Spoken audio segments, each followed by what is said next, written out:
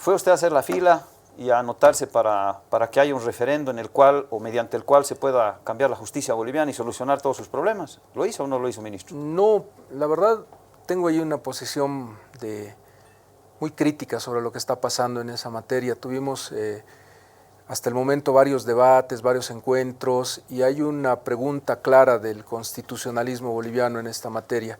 ¿El camino es correcto? ¿El camino es adecuado? Más allá de los temas que siempre tienen luces y sombras de las 4 preguntas, creo que la primera pregunta es si están llevando al pueblo boliviano a una situación de incertidumbre y si se está dando una solución que realmente esté apegada a la Constitución. No hay que olvidar que hay una asamblea constituyente en el país. 2008, 2009, nuestra nueva Constitución, que cumplió 14 años. Tuvimos un debate muy interesante la semana pasada sobre los 14 años de la Constitución y hay una diferencia estructural entre una reforma parcial, recuerdo a la gente, 21F. 21F es una reforma parcial, con lo que es una reforma total de la Constitución. ¿Cuál es la diferencia entre una reforma parcial y una total? Uno diría, son 412 artículos y son 207 y ya es total. No es así. Puede ser un solo artículo que se reforme, pero se llamará reforma total porque trate la materia de derechos humanos fundamentales o bases estructurales del Estado. Esa es la gran pregunta. ¿Lo que quieren cambiar los juristas corresponde a una base estructural del Estado? ¿Se trata de una materia que tiene que ser tratada en una reforma total? ¿O es un tema accesorio, es un tema menor que puede llevarse por reforma parcial? Esa es la gran pregunta. La respuesta, que te digo hay consenso entre los constitucionalistas, es que cuando se trata de la forma de elegir a un órgano del Estado, a uno de los 4 órganos fundamentales del Estado, es definitivamente una reforma total de la Constitución. Asamblea Constituyente. Es lo que dice nuestra Constitución. El 410, 11 y 12 nos señalan que cuando se va a tratar una reforma estructural al Estado, tiene que darse una Asamblea Constituyente. Y ahí hay que profundizar un poco en el modelo democrático de la Asamblea Constituyente. La Asamblea Constituyente definió un modelo que es único en el mundo, con el cual, por cierto, siempre he discrepado y tengo serias observaciones, pero hay que cumplir las reglas del juego, más cuando se trata de un tema constitucional. ¿Cuál es el tema de fondo? El constituyente boliviano, en el único lugar del mundo que elegimos altas autoridades de la justicia por voto popular, es en Bolivia. Con luces y sombras, con críticas o como tú quieras, pero es una decisión que toma la Asamblea Constituyente. ¿Y por qué la toma? Que creo que ese es el principio fundamental. Mira, hasta 1982 uno podía saber cuántos jueces hay en Bolivia, porque cada gobernante de facto te cambiaba desde el juez del pueblito más alejado hasta el presidente de la Suprema en decreto. Los invito a que vean. Corte Suprema en el Google, en la Gaceta Oficial, y ahí tienes el dato que hasta 1982 teníamos menos de 300 jueces en el país. Porque en el decreto te salía el nombre del presidente de la Suprema hasta el último juez. Quien entraba al gobierno como gobernante de facto cambiaba todo el órgano judicial. Decía que iba a cambiar la Constitución y cambiaba a todos los jueces. El 82 tenemos un tema fundamental, la democracia. Y la democracia nos marca un principio de tener órganos judiciales con gente realmente imparcial, con gente que le pueda dar justicia al pueblo boliviano. Y entre el 82 y el 2005 hemos tenido una serie de cortes supremas con una característica común. Nunca terminaban su periodo. La gente se enojaba con ellos, a oblitas le hacías el juicio, a los magistrados, a los últimos del Tribunal Supremo le hacías un proceso judicial y no eran tribunales que tenían la continuidad de terminar el periodo de 10 años que en ese momento fijaba la Constitución. ¿Cuál era la causa? La causa era en general el cuoteo que había de esos cargos. Si el ADN tiene 20%, tiene 20% en la Suprema. Si el MIR tiene 15%, 15% en la Suprema. Y se decidía entre 4 paredes quiénes iban a ser parte del órgano judicial. Y claramente, como no había imparcialidad, si tu caso caía en tu compadre del MNR, ganabas el caso. Y si caía en tu enemigo del MIR, te reventaban en el caso. Y esa era la molestia que tenía el país. Decía, no es posible que entre 4 paredes los dirigentes de los partidos políticos se cuoteen el órgano judicial. Esto no está bien, no es algo admisible. Eso es algo que se cambia en la Asamblea Constituyente y se dice, no confiamos más en los políticos, no confiamos en la Asamblea, vamos a darle a la gente el voto popular para que elija a los magistrados y consejeros. Ese es el tema fundamental, que no es un tema menor, estructural de nuestra Asamblea Constituyente. ¿Qué nos están proponiendo ahora? ¿Cuál es la gran novedad de esta reforma? Están proponiendo que exista una comisión de postulaciones. Y sabes, la comisión de postulaciones va a tener una gran incidencia tuya y de tus colegas, porque 2 de los miembros, de los 9 miembros de esa comisión de postulaciones, lo van a elegir las asociaciones de periodistas. Otros 2 de los miembros los va a elegir la Asamblea Legislativa, uno por mayoría y otro por minoría, ya van 4. Un 5º miembro lo va a escoger la universidad pública, otro la universidad privada, las universidades del país. Entendiéndose universidad pública, ¿por quién? Las universidades que tienen... No entiendo, pero digo, ¿cuál es la universidad pública que va a elegir uno? Hay 11 universidades públicas, entiendo, en Bolivia. Sí, y varias privadas. Obviamente, seguramente muchas más. Pero digo, haber, ¿cómo lo van a hacer para elegir? Y fíjate el principio democrático, cómo un partido que tiene 55% de representación va a elegir un representante y las fuerzas minoritarias otro representante. No tiene una lógica democrática, pero ya estaba en el 6. Sexto, ¿sí? El 7º de Amabol, de la Asociación de Magistrados de Bolivia. Yo la verdad creo que la Asociación de Magistrados de Bolivia está bastante desprestigiada y tiene un conflicto de interés para elegir a los mismos magistrados y consejeros. Ahora mismo en el seno de los periodistas tampoco es que la cuestión está tan Yo no sé cómo se van clara. a poner de acuerdo. Yo no entiendo la verdad, porque además entre el mismo gremio existe pues una divergencia, ¿no es cierto? En este momento yo no quiero entrar en detalles porque no es el tema, yo creo que es más importante el otro, pero digo, el hecho de que les digan a los periodistas, mándenos 2 representantes de los gremios, ¿a quiénes se entiende por periodistas? ¿Quiénes son los periodistas? Los que forman ciertas asociaciones, los que forman los sindicatos, los dueños de los medios, la ANP, ¿quiénes son ¿a quién define como periodistas? Es todo un enigma, que por cierto no es al ministro al que preguntarle esto, porque él no está detrás de esta iniciativa. Pero yo te diría que el 8º miembro es más complicado aún. A ver. Un representante del Colegio Nacional de Abogados. Caramba. ¿Cuántos abogados hay en Bolivia? 90.000. Vamos, elijan uno, a ver. Pero además con una particularidad. Tú recuerdas que, y estabas en la Asamblea en ese momento, se emitió una ley que regula la personalidad jurídica en Bolivia y había que adecuarla a la nueva Constitución. Esto estamos hablando del 2013, más o menos, que termina de aprobarse esa ley. Se le dio a todas las asociaciones la posibilidad de que adecúen a la nueva Constitución su personalidad jurídica. Cada vez se ampliaba el plazo, En diciembre del año pasado no se amplió más el plazo. Y hay 450 asociaciones y fundaciones que han perdido su personalidad jurídica porque no la han adecuado a la ley vigente y a la Constitución. Entre esas instituciones está el Colegio Nacional de Abogados. No sé si Juan sabe de ese tema, pero hay que empezar a ver la realidad en detalle. No hay Colegio Nacional de Abogados en este momento. Que los 9 colegios departamentales se pongan de acuerdo para elegir un representante lo veo cada vez más complicado. Sí, como y lo de los periodistas. Y el último representante viene de la justicia indígena originaria campesina. Es decir, las 36 nacionalidades del país que pocas veces se han logrado reunir van a tener que ponerse de acuerdo para elegir un representante.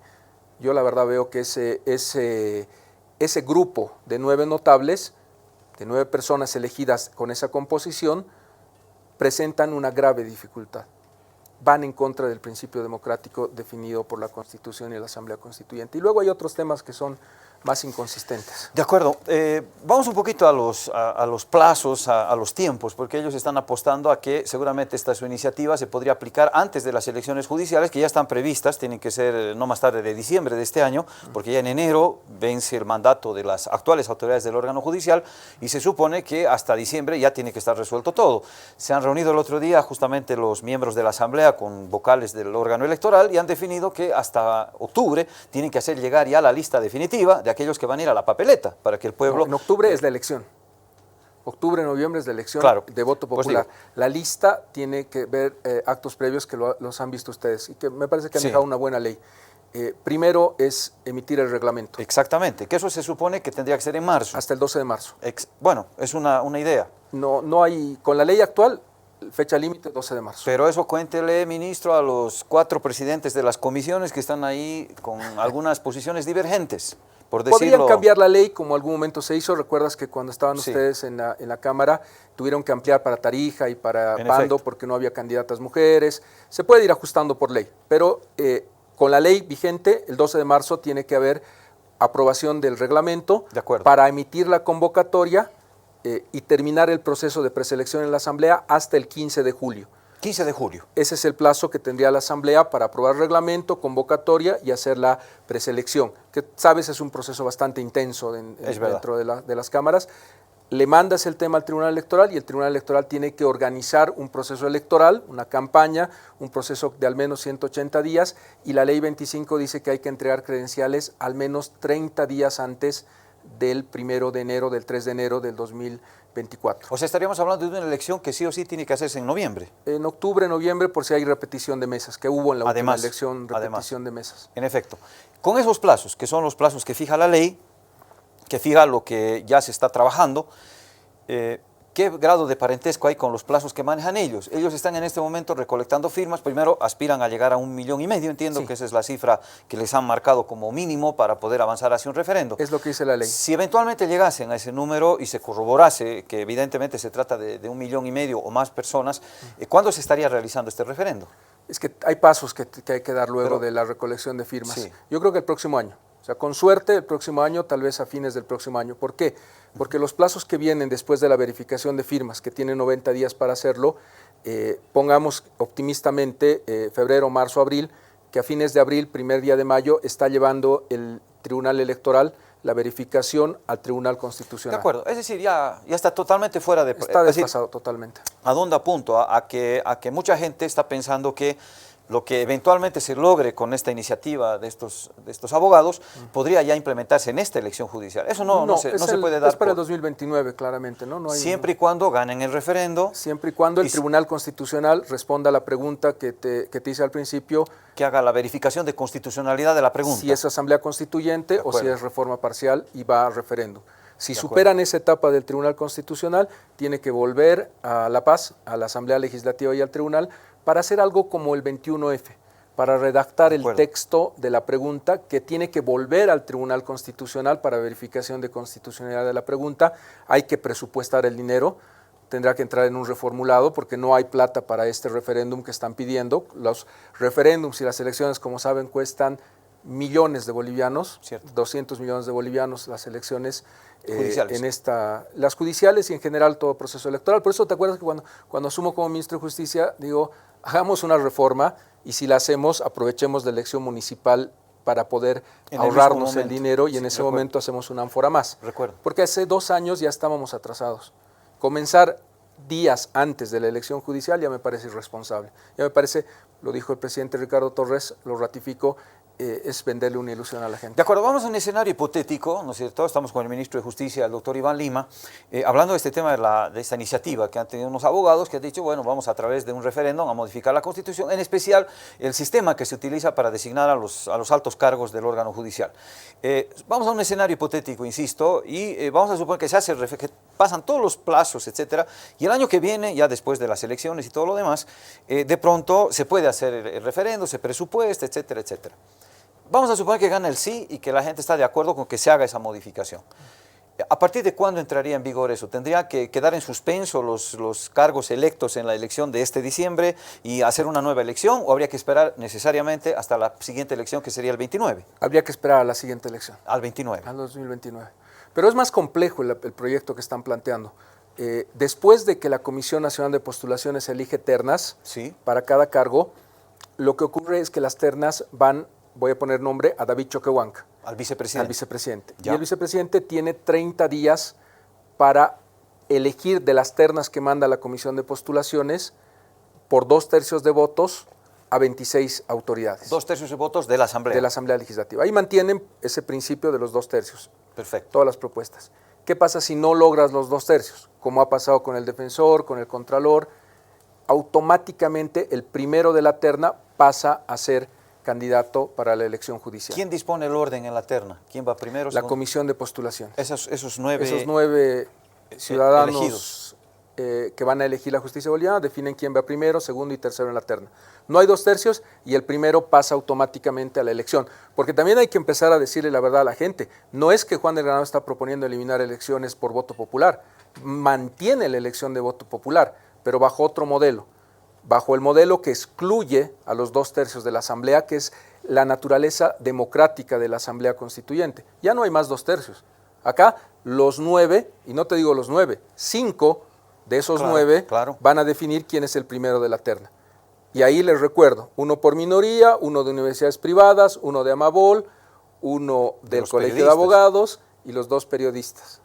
Tienen la mayoría para que un grupo gremial de ciudadanos defina quiénes son los 26 altos cargos de la justicia boliviana. Porque ya los 2/3 de la Asamblea pasan a un nivel accesorio, porque si no se ponen de acuerdo en 30 días y bloqueas con una minoría, ya sabes que tu candidato elegido por la terna de tus 5 amigos va a ser candidato a magistrado o consejero. Esa es la gravedad y la inconstitucionalidad de la propuesta. Va a afectar una base fundamental de la Asamblea Constituyente, que era el voto por el pueblo y la institución de los 2/3. Los 2/3 son una construcción de Luis Ocio, son una construcción de la democracia boliviana, de decir, vamos a elegir a los altos cargos de la justicia por 2/3. La están descartando con este mecanismo de que los 5 amigos eligen al primero de la lista y nos olvidamos de los 2/3, para pasar finalmente a una elección de voto popular ratificatoria. Esos 5 amigos que han elegido a los 26 candidatos van a llevarle al Tribunal Electoral una lista para que la gente ratifique o rechace a esos postulantes. Al final vamos a volver a esa lógica de que quien es candidato va a tener que ir a decirle al país lo que quiere escuchar para que lo ratifique la población. Y eso que habíamos cuestionado de que los jueces tienen que ser imparciales y no pueden decir qué piensan sobre el aborto, el matrimonio igualitario, la pena de muerte, vamos a olvidarnos, porque van a tener que ir a decirle a la gente lo que quiere oír. De acuerdo. Y se vuelve nuevamente un sistema que no corresponde a un principio de juez independiente imparcial. De acuerdo. Se ha hecho creer que este es la madre del cordero, como suele decirse popularmente, ¿no? Que solucionado esto ya el resto se va a arreglar. Es decir, ya no va a haber más problemas. Entiendo que hay otras preguntas en el referendo que apuntan Son también. 3 preguntas más. Entiendo que apuntan al tema del presupuesto, ¿no? Para la justicia, que obviamente seguramente en eso coincidiremos sin necesidad de un referendo. Que la no hace falta una reforma constitucional. Por ahí de pronto necesita un refuerzo, etcétera, habría que ver. Y bueno, no sé, no recuerdo la otra. Quisiera pensar el tema del presupuesto. Una de las pocas leyes que, como se sabe, no necesita asamblea legislativa es la del presupuesto. Si la asamblea no aprueba la ley, el presidente entra en vigencia el 1 de enero del año siguiente. ¿Por qué? Porque el principio es que quien gana la elección y es presidente tiene que fijar cómo se gasta el presupuesto general de la nación. Imponerle 10% para la salud, 3% para la justicia, puede ser importante en otro sistema, pero bajo la Constitución boliviana no es algo que pueda admitirse. Eso no creo que tenga una discusión mayor, porque igual todos coincido, sabemos que necesitamos más dinero para la función pública para dar mejor servicio al ciudadano, pero no hace falta ponerlo acá. La segunda es más grave, la tercera, perdón, están eliminando el deslinde jurisdiccional. ¿El deslinde jurisdiccional? Sí. Y yo creo que lo hacen con un fin político, es decir, vamos a lograr que CONAMAC, las organizaciones de la sociedad civil nos apoyen, porque siempre había un reclamo. La ley 073 de deslinde jurisdiccional ha sido un tema complicado para todas las gestiones. Dicen muchos, la que frena la aplicación real, ¿no es cierto?, de la justicia indígena Pero es la originaria. que te define con claridad hasta dónde llega la justicia indígena originaria y dónde comienza la justicia ordinaria. Al no haber ley de deslinde jurisdiccional, ya no hay el límite. Ya todos los temas, por ejemplo un feminicidio, por ejemplo un infanticidio, por ejemplo la violencia, todo lo que antes era solo para los jueces penales ordinarios, ahora lo puede ver la justicia indígena originaria campesina. Y eso me va a generar un problema. Cuando entramos al tema de la ley 348, de la violencia contra la mujer, 1000 propuestas de las mujeres del país, un proceso participativo. ¿Cuál ha sido uno de los pocos consensos en los que nadie me ha planteado una discusión? La justicia indígena originaria que no vea la violencia, ministro, que no vea el feminicidio, que no vea estos temas que afectan a la vida de las mujeres. Ahora la propuesta de Juan está planteando que eso se descarte. Todo lo va a poder ver la justicia indígena originaria. Podemos estar o no de acuerdo, pero ¿cuál va a ser el mecanismo para resolver el problema cuando haya el conflicto? Están planteando que el modelo es que el Tribunal Constitucional resuelva los conflictos. Esa justicia indígena originaria que ahora está funcionando bien, que está siendo expedita y eficiente, cuando alguien sea sometido a esa justicia, va a decir no conflicto jurisdiccional, hay que ver si me corresponde la ordinaria o la indígena y este tema que se vaya al Tribunal Constitucional y que duerma 2 años, o 3, o 4 en el Tribunal Constitucional. Van a destruir la justicia indígena originaria porque ya nadie va a tener, nadie que quiera va a tener que ser juzgado y sentenciado. Va a bastar que plantee un conflicto de competencia y que el tema vaya al Tribunal Constitucional. ¿Te imaginas la cantidad de casos de la justicia indígena que podrían ir a colapsar al Tribunal Constitucional? Esos son parte de los problemas de esta propuesta.